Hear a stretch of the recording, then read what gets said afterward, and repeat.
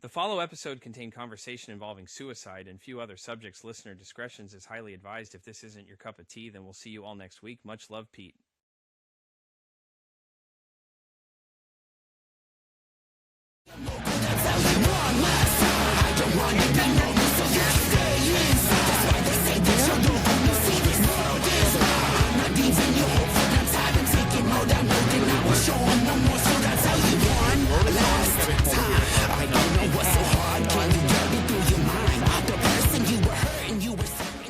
Welcome into an exciting episode of Pete vs. Anxiety. My guest today is a former HR director who's been in the healthcare field for 25 years and the host of Unapologetically Maren, the Cornbread Chronicles, the one, the only Maren herself. Maren, how are you doing? I'm doing great, Pete. How are you doing today? Doing fantastic. Maren, so why don't you tell everybody a little bit more about yourself? Okay. Well, like you said, I was an HR director in corporate America in the healthcare field for the past 25 years. I loved it. Didn't think it was what I was going to do. I have a background in psychology. I went to college for psychology but darn it, I use psychology every day in HR. You got to know how to read people. You have to know how to handle all different types of people from different economical standpoints, race, genders, and baby boomers are different to handle than millennials. I mean, so you use that psychology. But I did that for the past 25 years, did love it. I loved making an impact on people's life. I think especially someone like myself who suffers mental illness and has some mental health issues myself, it helps me to help others. You got to put yourself first, got to be able to take care of yourself, but it always helps me to help others. Only reason I had to step back is I was experiencing some health issues and I had to take FMLA and take a little time off of work. I have some issues with my eyes. I kind of was driving out of town to the corporate office and lost vision. I went completely blind, had to pull over on the side of the road, call for my father to come pick me up. And then after that, the anxiety set in. And even when my eyes started adjusting, I got to go to University of Texas to get some things done with my eyes and these special types of contacts. But the anxiety, it's been since October 2024, and I have not driven a vehicle. So Jeez. total life change, total uproot. So I decided to step back for a while and stay home and do things a little bit differently. I had to rebrand, refine myself. Who am I now that I'm not going to be doing, healthcare HR? Right. And then that's kind of where the Yeah. podcast is coming in and TikTok and just really focusing on some self-care and self-love and figuring out where do we go from here at 45. I think the most important thing you said was that you have to put yourself first, which I think is important for a lot of people to understand is that a lot of people don't do that because everybody's told, oh, that's so, you're, what is it? You're so selfish and all that other crap like that. It's like, no, I'm putting myself first because if I can't help myself, I sure as hell can't help you, you know? And I think that's where people tend to forget that. They always want to jump to, well, you're being so, selfish. You're worried about, yeah, because I have to worry about me. Because if I can't help myself, how the hell am I supposed to help you? You know, I mean, it doesn't work like Exactly. that. And Same and you thing with have an loving yourself. You have to love yourself before you can really truly love, your spouse or someone else. So I yeah, really had to kind of say, oh, we got to take care of Maren, which meant all of a sudden now I want to take care of my vision. I want to start getting healthy again. yeah. In between then, I also ended up having an injury where I ripped my meniscus and tore my ACL. I was bed bound. So now I'm bed bound Jeez. with anxiety issues and not working. And it just things kept piling on and piling. And when I say piling on, just like so many different things. I was going to have back surgery. So I'm actually going to have a procedure yesterday, but I had to push it out. So I'm having some back issues. I'm having the knee issues and still having the mental health issues and all of this while I'm a two-person income family with my husband, Yeah, with me stepping back, something that we can't handle, but we're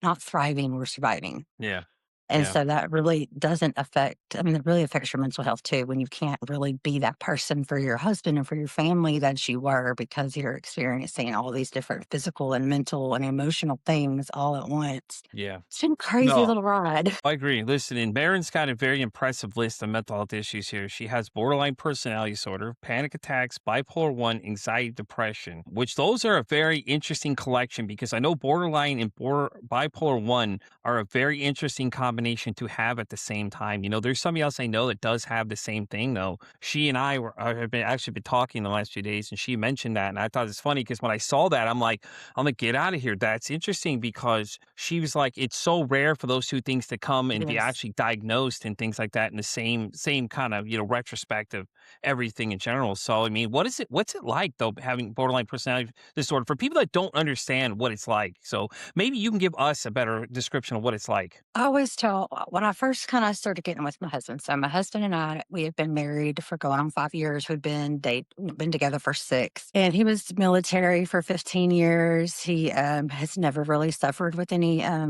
PTSD from the military. He doesn't have a lot. He doesn't have any mental illness disorder, so he doesn't understand a lot. But he's very smart, and he likes to study, and he likes to learn. I said the one thing that I think of when I think of myself when it comes to borderline personality disorder is I love you, please don't hate me. I love you, please don't leave me. It's like you have all this passion and all this emotion, and it's you always feel like you're gonna be abandoned. It's a Hmm. constant struggle to always feel so paranoid. You love me, but why? Honey, so many things about you are great. You're like, you always need to be validated and verified because you feel like so scared all the time that I know I'm great at my job.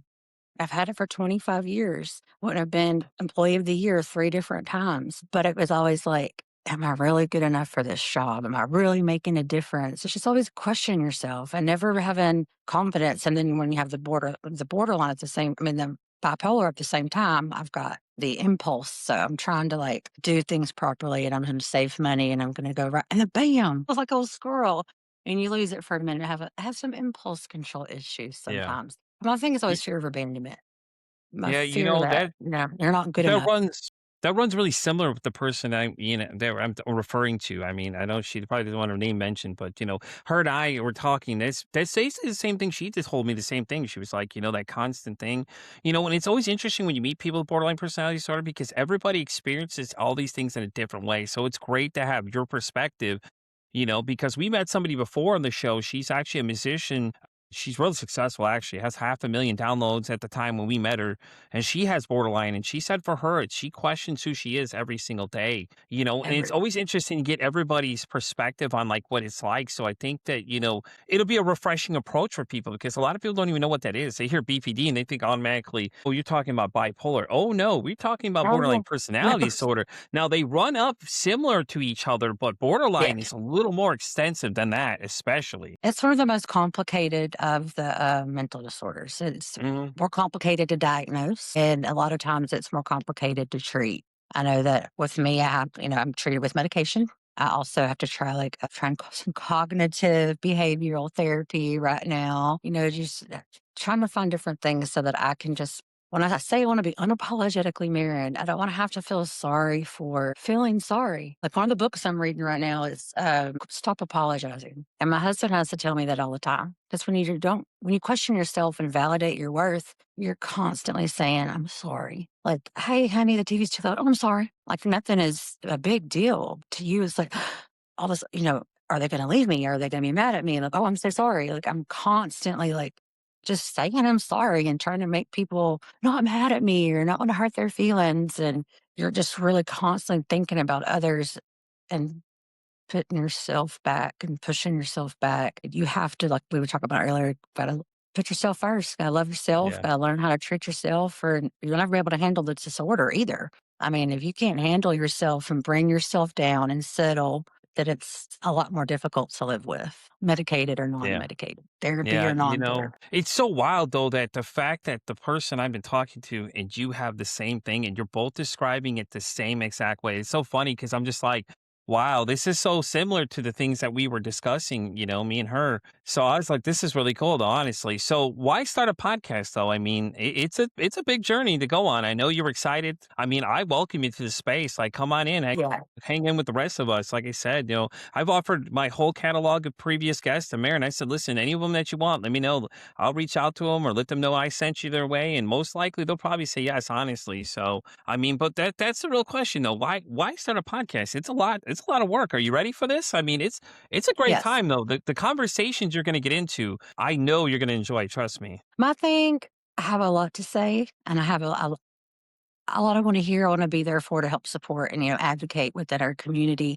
It's also therapy for me Mhm. when I get to talk about my journey and the things that I've been through. I was diagnosed with depression and anxiety at 13. So I'm 45. So I've been living a life of having a treat mental illness my entire life. And I'm also that person, part of my bipolar, have visions of grandeur where I don't want people. I didn't want people, it's not now, but growing up and in my early 20s and into my 30s too.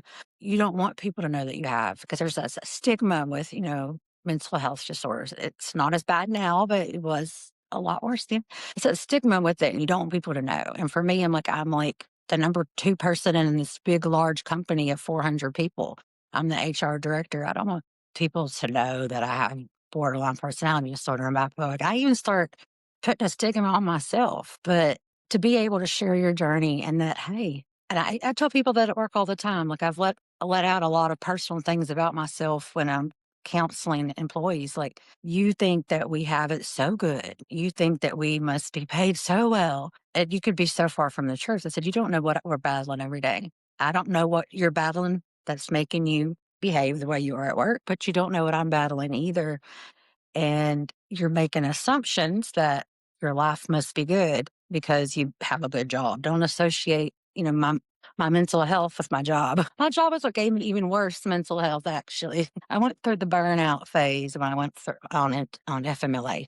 I really lost myself. I already have a problem with knowing myself and believing in myself and having confidence. But going on FMLA, I lost that big part of me because I knew I made a difference at work. My people let me know, Miss Maren, you're the most different type of HR I've ever had. You listen to us. We always thought HR was only for the company. Well, you're for both. You're for us. You have our back. So I got to feel like what I was doing made a difference. And that being ripped away, that's when I started to drink in 2024. That became the next chapter. I never Right. had an alcohol problem as an adult. I never have. But I was so lost and so depressed and in so much pain physically. I just start drinking a little bit more and drinking a little bit more and drinking a little bit more. And the next thing I know, full blown alcoholic. But I just, I've been through a lot, especially in the past 2 years. And I want to be able to help others and I want to be able to talk about it. And I don't want Yeah. anyone to ever have to suffer or go through what I've been through. And that's kinda where, the podcasting kinda started, and then my husband is, like, podcast obsessed, like, if he wakes up and turns on his Joe Rogan, and then he's got Theo Vaughn, Oh, and I he's love Joe listens to all Rogan. these different people. Oh, yeah, and he's really into podcasts, and he was like, you could do this." He said, "The way that you can talk to people and the way that, you're passionate and that you wanna make a difference, and you're funny." They're always like, "You're funny, you're super funny." And I'm like, "Yeah, but my foul mouth gets me in trouble a lot too." That's like, you know what? That's why I'm unapologetically Maren on my show. If I want to cuss and be a little loud, be a little Yeah, listen, something, welcome to that's podcasting. me.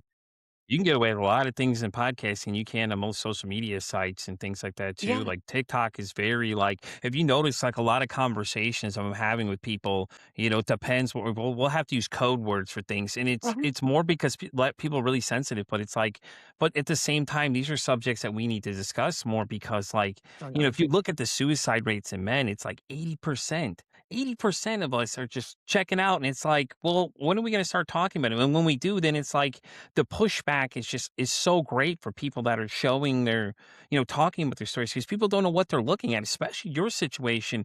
Like, let me tell you, they have no fucking clue to even begin what Right. you're even dealing with. Like, I'll be honest, with you, they have no idea what you're even beginning to deal with. And like I said, this young lady I've been talking to, her and I have been discussing it. She's been telling me a lot of the things, and I'm just like, I've literally been researching a lot of stuff like your husband was doing because I'm like, listen, you're not scaring me away. I'm used to these things. Like, know what this shit is. Like Yeah. borderline personality disorder is the first thing I was researching when I started this podcast because one of my top five was actually she's an expert in that field. And I actually had a chance to get her on the show, and I was like ecstatic over the moon to have her, And I was telling her like, listen, if I could email this woman, I sure as hell will, goddamn it, email her and ask her questions on how I can handle this. And she was so impressed by that. She's like, Really? I'm like, "Yeah, why not? I got all these people at my fingertips, why not?" I reach out to them every day and ask them questions and things. Hell, even my therapist is a six-time international bestseller I met through the show, and a good f Awesome. I met her through a friend of mine who I'll introduce you to too as well. She runs a podcast, so Emotionally Unavailable, and things like that too, so it's been great. This has been fun, man. Ever since I started the show to where I'm now, man, like, the people I've met, I couldn't even begin to list it on one hand of the number of people I've met that are in, like, more higher up in the space than I am, but it was so cool that they said yes to come on the show. I've had people in the Yeah. top 1, 2 spends. I've had, musicians. I've had everything. So I would cover every topic possible. We even did a whole awareness for suicide awareness.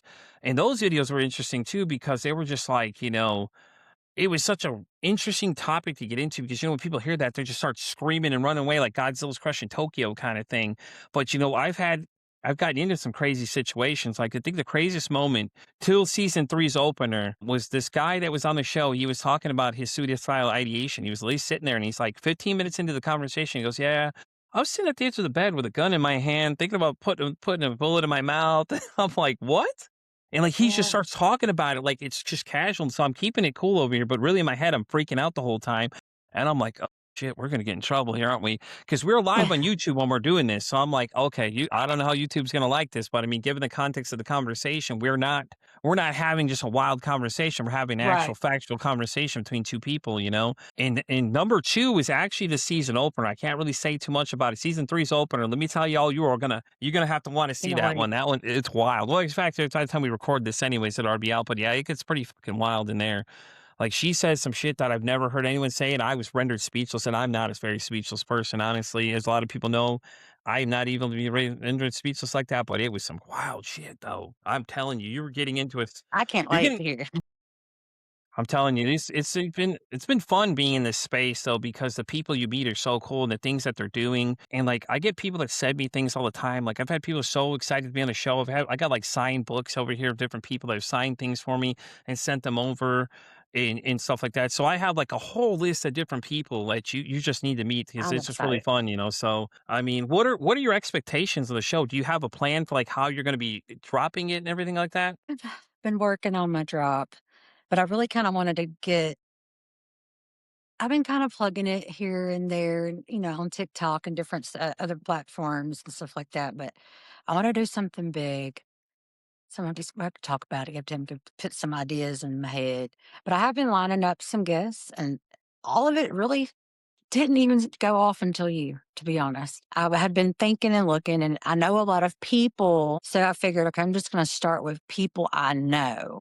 Mm-hmm. But after reaching out to you, after speaking with Joy, I've met 5 other people that I'm gonna wanna put on the show that I have just randomly added, and now I'm being more careful reading their profiles and who really has that niche that's kinda similar to me, or maybe something completely, totally bipolar opposite of mine, but still in the same wheelhouse. So I'd really like to talk about that, Yeah. spirituality things, and I know my Oh, yeah, friends really want to spirituality? like. Oh, yeah, wait till you get in that one. Yeah.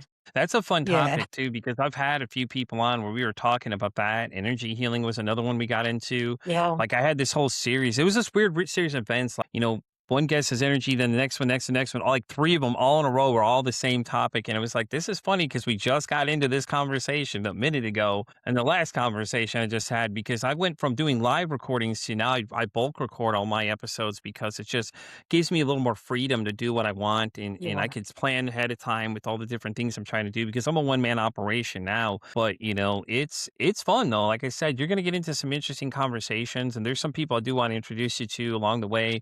In fact, I was talking to one of them when she gets back on up on the run and she 100% be down. She runs a podcast called I Need a Friend. And she's in the same space we are too, and it's so interesting how many people are in this space. But the great thing about podcasts are like everybody has a different way they handle different things. You know what I mean? Like, you could do it any which way you want. It doesn't matter. It could be 1,000 different podcasts, but the thing is that it's your voice is a whole different sound than everybody else's too.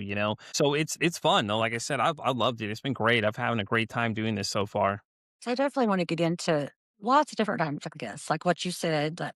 I've been looking at your stuff, so kind of the same type of thing. It's just people who have experienced mental health or mental illness, like myself. People in the field, therapists, doctors, etc. I like the getting on the little outskirts with the healing stuff. But Mhm. also I'm gonna curve around a little bit and, things that we can do that help our mental health. So, okay, some people paint for therapy. There's paint therapy or there's pet Mhm. therapy. So I kinda wanna talk to some creators, some creative people like that too, how I've got a few. painting can help. I have a I've f got a yeah. few of those too. I got a few of those too for you. I've got a bunch of different people to do. One girl, she actually did a whole album about her own mental health. Basically, she had a whole song. I have an award winning lyricist that I've had on the show. I've got all this different kind of people, man. It's going to be a good time. I'm telling you. Like, listen, this is going to be great. I'm excited to see where this goes because it's always fun when people get into space and it's great to see how people do. One of my friends just hit 15,000 downloads for her podcast and things like that as well. And I've got a whole slew of people lined up already that want to be on the show. I have an three-time international bestseller coming Monday when I record the episode, start getting back to my normal recording schedule and things like that too. So I mean, it's going to be fun though. I mean, I think your perspective and the fact that you have a background in psychology is going to be really interesting too, because you'll understand things on a deeper level than most people will going into this whole conversation. So it'll be Oh, interesting to see how your conversation goes with some of these other people you interact with as you go, because like you'll understand it more than most people just getting into the conversation. For me, like I just know a lot because I do a lot of research and I look into different things. And then when I right. meet these people, I go into different rabbit holes and start looking at stuff and start learning more about the kind of things. And then, it happens, like I said, luckily it's been okay, well, one person has this and the next person right after it. It seems like they all just fall in succession order for me and things like that as we're doing it. So, I'm excited to see how this goes for you. Thank I'm you. really am excited. So I mean, it's so exciting though. So I know that we have listed here. I mean, I know domestic violence is on here. Yes. Do you want to talk about that a little bit? Tell me a little more Yes, about that whole absolutely. situation. Okay. Absolutely. That's like another thing why I want to do the podcast is I have walked so many miles in my own shoes that people wouldn't understand. Most people have that one thing. Maybe unfortunately they were an abused child, so they know what it was like to grow up in an abusive household. That's the one thing they can talk about. Maybe they were teen parents.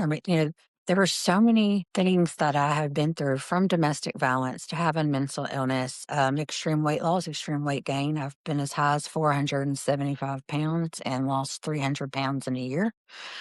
Um, and then the suffering after that with malnutrition and malnourishment and then gaining it back because of being in an abusive relationship. But when I met my ex, I had just went through gastric bypass surgery and I had just lost right at 300 and some odd pounds. That's like the smallest I'd ever been, like ever, probably since a child. I went from 475 to 180, but 40 pounds of that was skin. So when you got clothes on, you didn't look 180, you looked about 140. So I was in just a great mindset to myself and finally thinking that the weight loss was gonna make me happy because I was so depressed all the time and, just low self-esteem, and I was like, "Now I can be happy." Yeah, okay. The weight's not what's gonna make you happy or unhappy, but you think so. But I met a guy, and we were together for 5 years, we never engaged, it wasn't a great relationship, but it wasn't until the end of the relationship where it did get, he was very verbally abusive is how it started, verbally abusive, mentally abusive, never worked. I worked. I took care of everything. I paid everything. Well, people aren't gonna, he told me one time, but it was an overweight thing. And he was like, I'm the only person that's gonna accept that about you. Yeah, he really just shoved you down and shoved you down. And then the last thing that broke was his sister actually was giving birth in the hospital and he really wanted to go see his, little niece be born. And I'm like, "You're drunk. You're like No. 24 back down. We're not going. We can go tomorrow. I'll let her know that I'm sick. I'll blame it on myself. Tell her I have the flu or something, but we can't go. You're going to embarrass yourself and me and your entire family." And then it turned into throwing coffee pot at me with coffee going everywhere. And then he just snapped. Like when they say they snap, I didn't know what that was like. I literally eyes turned black and he tried to strangle me, and I ran, I hid in the closet, trying to call 911, grabs my phone, throws it in the toilet, like, it was a horrible experience, but luckily, I was able to escape and call 911, and we went through 2 years of a process of court with all of that, but he did end up going to jail for, strangulation via impeding of breath is what it's called. Like, I actually since I lost consciousness, basically, even though it was for just a few moments, it makes it Damn. worse, in the federal level wise. but Yeah. I real he was on drugs and alcohol, so I dated it, but I wasn't on it myself, but it got ugly and it got horrible, and it just something I never thought I'd go through, but I couldn't Yeah. leave. It was going back to that borderline personality disorder trait in me. "I love you, please don't leave me," and "I hate you, but I need you." Yeah. See, I I was don't gonna need ask you, you but that I thought question. I You already did.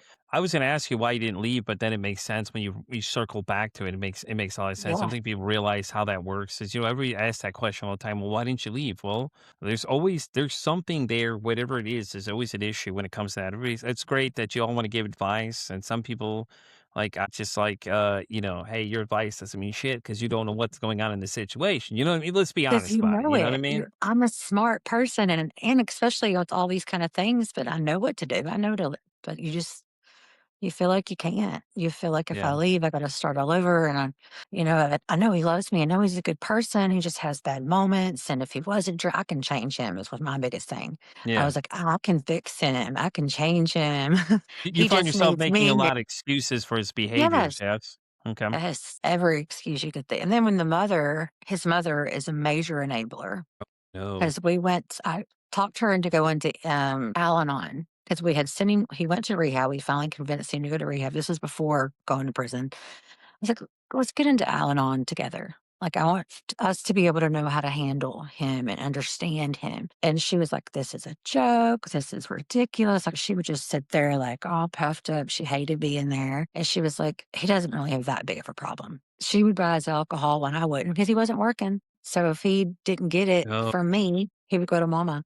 And he's also type 1 diabetic, and I'm not buying him cookies and ice cream but his Yeah. mommy will. She No, enabled it, so mom. she was such the that No. codependency between them and our relationship was, whew, it was horrible. I was Yeah, dating yeah, his you mom's you weren't winning that one because mom was right there. She was cutting that shit off exactly, instantly, like, she thought you were exactly, the threat. She's like, "Oh, no, you're gonna get between me and baby boy? Hell no, I'm gonna get in there and" exactly, and then No. she was begging in the end, "Please don't press charges. It was just a one-time physical thing," and I'm like, "Are you really sitting here Yeah. telling a woman?" But, with that being said, it's like, you know what, okay, so what happens next? What if it got worse? What if he actually injured me beyond belief, you know? Like, what's your excuse then? You're gonna keep making excuses then? It's like you're gonna keep covering his shit up and be like, "Oh, well, it's just he didn't do that at all." What do you Yeah, mean? He just tried to choke me out. What are you talking about? Like, exactly. the level of shit people fucking try to pass off is just it's just amazing when you hear this because my ex-wife is like that. Her mom would just buy her alcohol, and I'm like, "Why you keep buying her this when you know that what she turns into is an ugly person?" Like, she drink to the point she became a whole nother person, like, she mentally just snapped, and, like, she's bipolar too, and a couple other things, and it was just like, she drink whiskey. Let me tell you, I was not in the same house, so we did it one time, and it turned into a fist fight almost, like, between the 2 of us, like, we found out we cannot drink whiskey together ever because it got Mhm. ugly. Like she Yeah, got aggressive. I was okay. She got aggressive, just like anything, And then I also experienced a PTSD moment where she just went completely black in the eyes and just was like, it was fight or flight time, dude. She went outside, came back, and started swinging at me and punched me in the face and things like that. And I swung back at her out of reflex. And at the same time, it's like you're trying to get her to calm down. It's like you're almost like you have to pin her down to get her to calm down because if not, she's going to go do something that's you don't know what's going to happen next. So you're trying to keep her, try and get her to relax and come back to her senses. But at that point, they're gone, man. Like you have to realize in that moment, you got to try and control the situation as you can. We were knocking things over and all this other, and it was the wildest moment I ever had. And I was just like, let me tell you, never again did I want to experience that. That yeah, was horrible, but it got worse, and I kept making excuses to myself, "Oh, well, it's the only time it's gonna happen," and, so I could feel that when you said that because that yeah, was me, it's just like, "No, no, no, Maren, no," it's like you're just, you just like, I could just feel it, like, you're like, "Oh, well, I'm gonna make excuses why it's okay," because I've been there, I know what it's like, I can tell you yeah, because I experienced that recently, and then we had a conversation before we decided it was just it. I was like I told her about, my thoughts and, like, I had a plan and everything else, and she's like, "Well, you know what? This is the wrong time." Okay, this is her exact statement. "Well, you chose the wrong time to tell me, and next time make me the 13th reason why." And if you remember that Netflix show, that's what she was referring to. yeah, And I was like, yeah, "Oh, that's awesome. So you're telling me basically, essentially, just go for it." And I said, "So why would you tell me that?" "Well, I wanted to scare you." Fun fact, you're not, that's really not how this works. You're telling me to go for it. Even though I'm telling you I've had these thoughts, I had the plan. I just was too mhm. afraid to succeed with it. Something told me to stop. And then you're telling me, well, you know what? Next time, just make me the 13th reason why. It's like, Yeah, I don't think that's how I this don't think conversation go, and then you yeah. tell me that, "Oh, this is the wrong time?" The fuck? Like, When's it's the never right the wrong. time? When's the right time? But you know what I'm saying? Like, why would you say that to somebody? It's like we're married, you say you love me, and then that's what you tell people, and it's like you do because you want to scare me. Like, I don't think that logic doesn't make much sense. I mean, I guess for you that does because that's how you're explaining it to yourself is, oh well, I don't, I just trying to scare you. But it didn't work. That's what I'm saying. Like, I'm at this point where I'm not listening to anything else you're saying, and I hear you say that. If I was still there, and then something happened, what are you gonna say then? It's assisted suicide there with it. Like, do you understand the implications of what you're getting into? Like, you're telling people to essentially go do it, and if they did, and then the fact is that you end up having, you have to deal with this. Like, her was like, "Oh, no, no, it's just the wrong time. You just picked the wrong time. You always pick when you're upset to talk about things." It's not exactly easy to come tell you these things, you Let's know? check our schedules and you tell me the best time to come tell you that I'm having suicidal ideations, okay? You know what I'm saying? Oh, Like, two it's o'clock like next Thursday? Okay.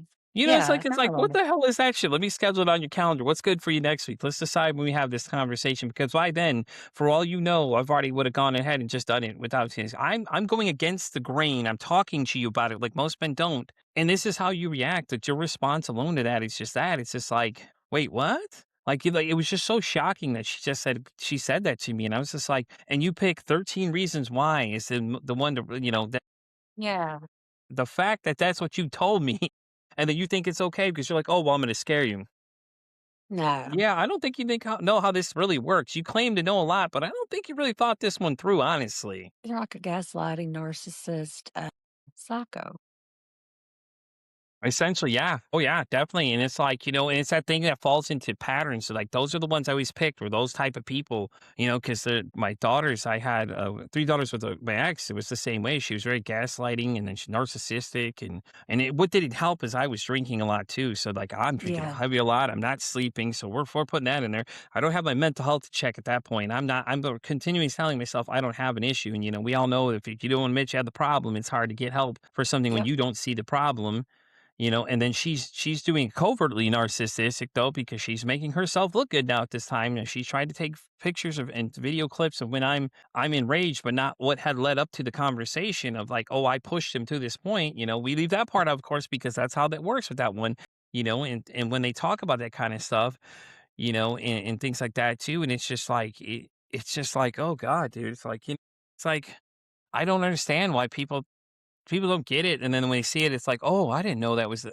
What do you mean? The same situation, her mom would enable her, and it's like she would lie to her every single day about everything and say, "Oh, well, he was changing jobs." I'm like, "I'm changing jobs so you can have your career, and I'm just doing whatever it takes to pay the bills at this point. I'm doing what I need to do, so I'm switching around things, Right. that work better for you because I basically paid for you to go to school and make sure you get through school. That way you could finish this and have a career since you were going to school and I was just kind of doing whatever to pay the bills at that point.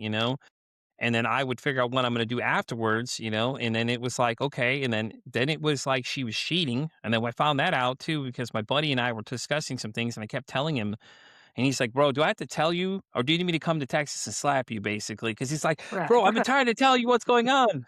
You know what I'm saying? He's We like, we he's like, you know what I mean, right? You were there. You know what I'm saying? Like, there's someone trying to tell you something, and you're just like, I don't care. Like, there's this, hey, he's bad for you, and you're like, yeah, I'm not seeing it though. I don't care. I'm not seeing what you're talking about. It was that whole thing, like that whole yeah. scenario. Your situation with your ex at the time. You know what I mean? And it was the same thing, and I didn't see it, and I didn't want to see it for what it was. And then he was like, dude, I'm gonna drive over there and slap the hell out of you, kind of thing. I was like, okay, bud. All right, I'm listening. He's like, listen. And he started pointing out certain things that I started noticing. And I was like, it makes sense Yeah. now. He was, yeah, now you woke the hell up or whatever. I forgot what he said. He said, now you stop wearing yourself like a hat or something because we just have that relationship. We're just real honest. But yeah, it's so with your husband though, when you guys first met, did you tell him that you had all these different mental disorders? I didn't write it first. We kinda met in a really strange way. Okay. He was in the military, and I didn't know him. I'd never met him, and randomly became friends with his brother, which is an even weirder story. That's like a whole hour episode. But met his brother and became friends with him, and became his daughter's nanny Yeah. because he was going to go out of state and work.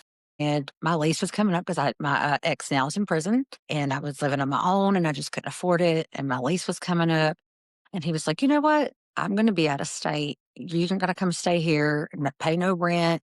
I'll send you money for food for you and Savannah because he was a single dad. Yeah. And his dad, he lived with his dad, but his dad worked out of state too. So I'm like, okay, that's great. It'll just be me and her. And we had a great bond. I love the little girl to death. So I'm staying with her. And then I go to work and, HR and take her to school, which is perfect little, just me and her. And then all of a sudden he calls and he says, my brother's getting out of the military and he's going to have to move into the house, the one I'm living in. He's like, yeah. So me and your brother and your daughter, like a little family, are going to be living in this house. Like, this is really weird. So, but we became best friends. And whenever it was like 4 months after living there, his brother decided to come back and we're like, let's go be roommates. Like, we worked really well together. And then roommates turned into dating, turned into married for 5 years. But at first I didn't tell him, but since we lived together from day one, we've never Yeah. not lived together. I know he would see things. I know he could see changes in me. So we did have the conversation probably about 4 or 5 months after starting to say we were going to date. And it was just, I know I'm in therapy and I know I have depression anxiety because those are the easiest things to tell people. Yeah. Yeah, diagnosed with clinical depression. I have anxiety. People don't tend to, have us judge you as much. Oh, everybody has depression and anxiety. Oh, when you Yeah. say bipolar, say borderline personality disorder, people will go, oh, that, they just start thinking about TV and snapped and you must be crazy. But we did talk about it and I told him there was a book. So the only thing I want you to do is to read this book. And it was the one mentioned earlier that was I love you, please don't leave me. I said, if you read this book, I really feel like you'll understand me. And that sometimes when you feel like I'm needy or like you have to really start looking at it a little bit more deep. Yeah. That's how much love I have for you that I'm scared you're going to leave. I would Yeah. have loved for my ex to leave. I couldn't leave him, but if he had left me, I'd have been okay. But Yeah. I couldn't make myself leave him. But I would tell him, I'm so scared you're going to leave because I finally found you. I went through this and I've been through this and that, and you're here now. And he's just perfect. He really is. Yeah. He He hates sounds me. amazing. So The he's fact that amazing, man. The fact that he went through Amazing. and the fact that he studied everything for you and was looking into these Yeah. things for you, it says the level of dedication, and that's awesome, and that's the same level I'm at with the young lady I'm talking to too. She was telling me all the same things you're saying too, and it was just like it's like wow, it's like I get it. Like she just like she's explaining all that to me, and I'm like I already understand these things. I know, like I get it. Like you're telling me stuff I already know. Like I get where you're at. I see where you're coming from, and she does the constant, "Oh, I'm sorry," and everything else, and it's like, okay, I understand that, like, eventually we'll get past this point, you keep telling me these things like it's gonna scare me, it's really not, I know what I'm getting into, I know what I'm going to this level extent like he's going to learn these things about you because I wanna know what I can do better to support you in these situations, and it's what it sounds like. It sounds like you found a great one, and that's awesome, though, because I have a co-host I do a side project with, and Maddie is the same situation with hers. Is Maddie's situation is a little crazier than yours a little bit, and and it's really what it is. Maddie has a lot of things. She has what is it, schizoaffective disorder. Hers is a little more, but Oh, she's the same way. Her husband's the same way as yours. Like he knows what he's getting into, and it's like we're still here. We don't care, And I told her, I said, there's no reason why you can't have somebody that cares for you, even though you deal with all these things. It's the fact that I understand things on a different level than other people do, I think is what gives me the edge. And the fact that I'm not afraid to ask these other people questions. I'm like, what can I do better to help her, in these right. situations, and then, tell me things like explain me to me what I can do to help you. Because a lot of times, asking you guys is the best way too, because like a lot of times you'll know better off how we can help you too. It's like, hey, and it was Yes. funny because there's a panel I did and that was nobody said this. All these trained individuals are there and no one mentions that one bit. I'm like, what the hell is going on here? Why did nobody say the one thing that we all should have said is let's ask these individuals because they're like, oh, what do you do in these situations in a crisis situation? I'm like, how about ask them what you can do to help them? You know what I mean? Like you would know better than anybody else how we could help you better. But none of And if these I'm trained in a individuals said it. None of them said it. I was like, how do you guys not say this shit? I don't get it. and if I'm in a crisis situation and the person I love the most that I know loves me the most is literally tell me exactly what I need to do, I'm going to. It's not like nothing, you can't do nothing. No, you're not in that type of mode. You're in the I need help. And that's kind of how it got when I and the alcoholism part, and I Yeah. had to finally had to reach out and say, "I think I need to go to rehab." I said, "I never thought I would ever say that, like, ever, because I never had a drinking problem." Yeah. And then literally it developed in 90 days. In 90 days, I went to where I would wake up in the morning at like, 8 o'clock, and by 9 o'clock, I already needed to drink. And I had never drank during the day. I worked during the day.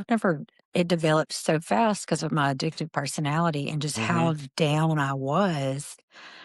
Eventually, I told him, I said, I have to. What is this going to do to us?" And I couldn't have been more blessed. I've been in rehab for What 30 was days. Maren, not to cut you off, what was his answer to that question? I'm curious. What did he say to you exactly? Obviously, When I he's said, still "What do we here. do? What does this do to us?" And he was like, "Nothing." He said, "I've got you." He said, "I've got you, and I'm going to be here when you get back." And not only was he here when I got back, every single day, you're not allowed to have visitors, but they can drop you off like, creature comfort type of things or snacks or Mhm. Mhm. every single day he brought me a handwritten letter. Awesome. Every single day, he brought me something, like, whether it was my favorite snack. When I complained one day when I wrote him back that the pillows were so horrible, and he went and ordered me, like, 2 really, really nice pillows and Man. delivered them. Hell So yeah. the girls at the office knew him so well, and then all the other girls that I made friends with at rehab were always like, "What did Chris bring today?" Like, they would just come in from, like, an AA meeting, "Did Chris bring something today when Mel came? What did Chris do today?" They weren't no one was doing anything for any of them, and Yeah. they all had spouses, children, and parents, and mine was just making sure that I knew every day, "I'm thinking of you. I'm here for you. Here's what you've missed," or, "Here's a picture of the dog and me." And so my whole walls were decorated with, like, pictures he printed for me to hang up, and, like, all I was just looking around, and none of the other girls got a single letter in that 30 days, and I got 30, and Isn't it that was just crazy? and coming out, I mean, he I came love and it. picked me up, and it was just like, "We're in the parking lot," and it was all the girls were sneaking out to go meet him. They weren't supposed to be able to, but they let them. 'em. Yeah. They're like, "Just go out there, just hurry up." Right? That's So awesome. Well, even they Chris, were all like, "We wanna find a man like you, Chris. We wanna find a man like you." right? He's like, "I'm the only one out there." Chris, I know you're going to hear this part of the interview, man. Hats off to you, my friend. You set the standard for a lot of us. Like you make people like Maren and other people that have that condition, make them understand that people that it doesn't matter what it is, you're still there regardless, man. And hats off to you, man. Let me tell you, I'm in the same situation myself right now, and I told her the same thing. I tell her the same thing. Like every day, I'm like, listen, you can bother me whenever you need to. It doesn't matter. Da, da, da, all these things, and stuff like that. So listen, man, hats off to you, brother. Let me tell you, that's awesome. Stand up guy, I love it. I'll absolutely love it for you though.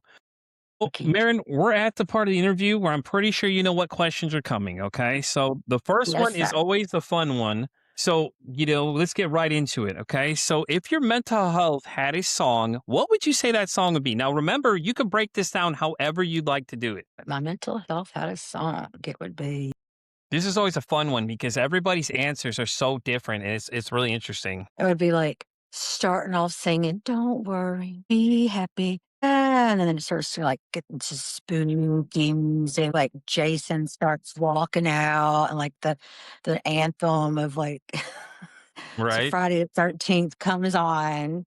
Uh, Yeah, yeah, that's awesome. That's great. Yeah, no, see, that's a fun one because when you ask people that question, they're all like, they all go, "Damn, that's a great question." I said, "I know." My original answer when I got asked that question by the guest that came on the show, she's actually the host of a podcast called "The Shit That Goes On in Our Heads." My first answer was Scott Pilgrim vs. the World. The intro to that movie, that just the constant. Sound of it is like what it's like when my anxiety kicks in. And then when my depression's going, it's Leave a Light On, I Talk Away the Dark by Papa Roach. Now, Rich. if I have to give you a different one for now, like my anxiety would be Artificial Suicide by Bad Omens. Now I know everybody's gonna hear that song and go, "What the fuck is he talking?" It's what it's like, that constant, like, what it's like when you get ramped up, you're just ramped Yeah, up and it's a constant state. But you understand that having anxiety. People don't really get it though. It's like that constant state, and it's just like that constant drumming of but it's still that one too, or a different kind of pain by Cold was the other song I would have chose. But yeah, that was my original songs that I chose when I did it. But mine change all the time and things like that too. So, like I that's the love thing music about it. though. Mine changed way too much. That's why I went from "Don't worry, be happy" to "Oh my God, here comes Jason and Freddie," and So you Everybody, have a whole new collab going on. They have Jason Freddy break it out going, "Don't worry." be happy now. Okay, Maren, here comes the all important question and the reason I started this podcast. If you could break the stigma about mental health, now I say this as if there's something out there you just want people to stop believing, what would you say that is that just like gets under your skin sometimes? You have no reason to be sad. Having depression and being depressed are completely different things. Having depression is a chemical imbalance in your brain. That's something that you have to fight with and deal with. Someone can be depressed because their dad passed away, their dogs passed away, their mom's in the hospital. They're going to get over that. They're going to deal with it and go through it and get over it. But someone who has depression doesn't have a reason to always be sad. I could be in the best mood of my life. I'm just jamming, and then for something snaps, and then I'm just down and I can't get back up. I tell my husband that all the time. If we had like a little spat or something, and all of a sudden I'm just down, he's like, "Come on, it's over now. The fight's over. We're not mad anymore." I'm like, "Yeah, but it takes it out of me physically and mentally and emotionally. And I can't, I'm not mad anymore, upset, but I can't just all of a sudden be happy again. Right? Not yet. But it's, I don't have to have a reason to have depression. I'm not, and it is okay to not be okay all the time. That's what I I would say. couldn't even say that better myself. That is very true, and it's always I think it's a really good description of what it's like for people. And I always hate when people fucking say, "Oh, cheer up." I'm like, I wish that's how this fucking worked. I literally, let me be honest, I y'all. I really wish do that's how wish this that's how shit it worked worked. because it isn't how Yeah. it fucking works. I'm glad you seem to think that's the end all be all. Like you got some great fucking advice for me. How about you go through it? Like you go through that black hole size like I deal with some days, and it just feels like it's gonna swallow you alive. Then you come and tell me what it's like because like the way I describe it to people is like the movie Get Out, okay? So the scene is set like where he's in this like complete world of vast darkness, okay? All he can see is reality and it's like that's what it's like sometimes and people don't understand that, and for them to understand what it's like and to judge people and say, "Oh, well, go to the it's great. I'm glad you all have all the end all be all answers, but once you fucking go Yeah. through it, you come back and talk to me and let me know how that goes for you. When you're at the edge, you're looking over that edge and you're seconds from taking that leap. You let me know what that feels like for me because the one thing that recently has been pissing me off is these fucking videos that people put. Okay, so here's the setup for you. When you take your life, you'll have X amount of messages, and they start listing this shit, and I'm like. Let me tell you right now. To me, I get what you're trying to do, but understand, depending on how far I am, it's not going to fucking matter. I'm not listening to anything you're saying, but I'm hearing everything. I'm looking at this list, going, "Well, you're giving me all the reasons why if I left, it wouldn't fucking matter. My life still goes on." It's like, I understand you all mean about these videos, but please, for the love of God, please stop posting these fucking videos. Like, Mhm. you're not being helpful. I even asked an actual psychotherapist about this, and he said the same thing. He's like, once you get to that certain level, you're not listening to anybody else around you at all. You're not hearing it. And this is coming directly from the young lady and I discussed about this actually yesterday. We were talking about the same thing. She said the same thing. She's like, once I'm there, I don't fucking hear another word that's going on around me. I'm not even thinking about anything else, and I wish it wasn't like that, but it's like that. You're not helping with these videos. Like you may trigger somebody. One of these things could be the triggering effect that they're dealing with. It's like, I get what you all are trying to do, but for the love of God, quit the fucking clickbait. It drives me absolutely crazy when you see these videos and then you watch these people's content and it's like it disappears. Like it's just like big fucking flick. Okay, well, I'm done with it now. It's like, this doesn't end. This conversation continues. Maren and I You're deal right. with these things on a daily fucking basis. It ain't like it just goes away.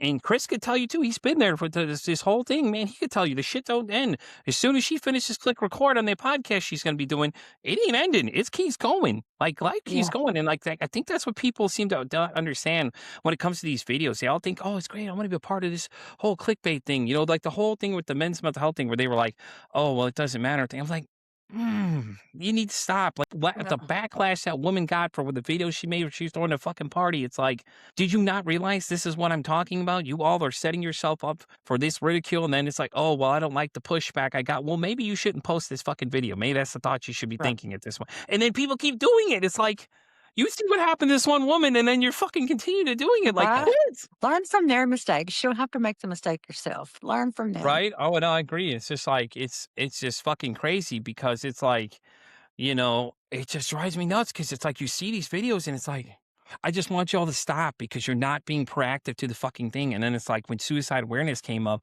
God, I can't stand those fucking videos. Those all irritated me so much because it's like, Some of you all, I feel like you have no fucking clue what you're doing. You just want to jump on the little fucking train and do it all. And That's it's what I was like gonna when you, say, jump on that bandwagon. That you know what was I'm like saying? when it was Mental Health Awareness Month, and I posted a lot of stuff about especially Hmm. I posted a big post and videos about, mental health for men, men not talking. Hmm. But this is what we do, and it's expected to be seen on our platforms. That's what our platform is about. But then when every single person is making them and it's their selves and they're all crying, and then you see all the rest of their content, it's like them at the beach in their bikini and their, pina colada. It's just like, but it looked cool. They got to feel dark in that one little video. I'm like, I'm glad you believe in being an advocate for mental health, but that's not exactly why you're doing it. There's a difference in doing it because everyone else is and doing it because you have a passion, because you have a sister or a brother, or you used to suffer more, not just for a little click, like you said, clickbait. My favorite one is, oh, well, you run a mental health podcast, so you have to be out at 24/7. Let me understand you. When I'm in this studio, it's a whole nother ballgame. When I'm outside this studio, I'm allowed to be another person that I don't want to be. I just want to be me. Like I don't have to be constant Pete versus anxiety 24 fucking 7. Like I have a life outside of here. Do I care about mental health? Yes, I do. I care. But sometimes I'm gonna banter with people. Don't sit there and Yeah, judge me because I'm bantering and having a good time with other same, people because I don't have to same. be on 24/7. Like, understand that I do like I'll listen to anybody that reaches out to me. I've had several people reach out to me, but understand I am an actual person too. I have another life outside of this thing. Don't get me wrong. I still advocate for this stuff. I still post about this stuff. Every post I have is mostly dedicated to this. There will be an occasional thing where I do outside it, but don't come to me and act like you're going to try me and use me like a doormat because I'm the wrong one. Yeah, I'm going to I tell you just, right now. yeah, You know what I'm saying? Like just they're gonna be the ones that are gonna be like, "Oh, well, you can't act this way because you have a mental health." No, see, listen, no, I'm not your personal fucking doormat. You got the wrong exactly. one. I'll be the first one to That's tell you, man. everything you just said is exactly how I felt about being an HR director for 25 years. That I am not just an HR director. It got to where even I told Chris one day, I said, I have no identity anymore because an Yeah, HR director is a 24-hour job because I work at a 24-hour business. So if they have something go on at 2 o'clock in the morning that requires HR, they got to call me. So I had to constantly be available and yeah. constantly be on point and constantly be professional. I went the day before I started my first job in HR, I had hot pink hair. I want to have hot pink hair again. And guess what? Go I for can it. now. So I told Chris to swap to black right now. I was like, I can do whatever I want right now. I And don't I, have I to got sit there and just I have a live. friend. She's got hot blue hair. She has like electric blue hair. Yeah, it was pretty dope. I was like, that's I pretty just cool. I had to, like yeah, I that. had to dull down my personality for 24 years. And my mom's always like, your mouth's going to end up getting you in trouble. I know. I'm like, my mouth's going to make me money. I My was like, I honesty don't is gonna have hurt to people's pretend feelings, to but be at the goody same time, goody I mean, all the time. I'd rather be me than fucking lie to people 24/7. You know what I'm saying? Yeah. Like I'd rather be honest with you than sugarcoat shit for you. Well, with that Yes. being said, Maren, we're gonna start wrapping up this episode of Pete for Anxiety. All right. Do you have somewhere everybody can reach out to if they want to be on the show? Do you have an email set up, all that great stuff? I know we were discussing calendars and things like that as well. I am in the process of getting my podcast email set up through whatever I saw you had on yours. But they can send it to just my regular email if they want to get to me right now. And then I'll send out a post on what my podcast email is going to be. It will be unapologetically Maren.com, but I'm working on it. Working. Okay. But for now, if they want to send out an email, they can send it to MarenJO3 at iCloud.com. I'm also on TikTok. Right now it's showing Acosta Entertainment. That's the name of the brand that I do, but we'll be back to unapologetically Maren in 7 days. TikTok messed up. I also have an unapologetically Maren page on Facebook, and I'm also Awesome. on Instagram. Hell yeah. And Spotify is where was starting off putting my podcast, and I plan to be everywhere, like you said. Right. Exactly. That's awesome, guys. So listen, reach out to Maren if you want to be on the show. Maren, I'd love to be on the show too. Reach out, let me know. Absolutely, I already I'd had love you to be a down guest. my first one. Well, I'll get to be the first one. Hey, listen, I broke a couple cherries already. There's a couple friends I've done there. So, with that being said, though, guys, we're gonna wrap up this episode of Pete for Anxiety. Maren, thank you so much for coming and hang out with me today. Thank you. This is a Thank you for great having time. me. Definitely, I'm so excited. I can't wait to be the first person on the show. I'm looking forward to Yes. it. Do you know when we're gonna be dropping episodes, or is that still to be determined? I plan on next week to start recording, and I wanna drop at least by the end of February. Like, I wanna Hell do yeah, this now. hell yeah, let's I'm go. ready. Awesome. Well, guys, with that being said, we're going to wrap this episode of Pete vs. Anxiety. Guys, you know where to find me. I'm Pete vs. Anxiety. I'm on TikTok all the way down this X. I'm on Spotify all the way down to Pandora. And as I always say, it costs nothing, absolutely nothing to be kind to somebody. One kind act you can save someone's life, or hell, you can make their day. I'm Pete vs. Anxiety signing off saying, don't ask how your day is today. Say, hey, how's your mental health?